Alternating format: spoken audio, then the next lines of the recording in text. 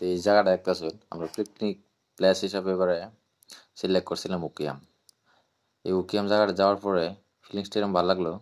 এই যে পাহাড় থেকে পানি পড়াটা আমি আগে এরকম সুন্দর পানি দেখি না, তো খুব সুন্দর লাগছে পানি পড়াটা।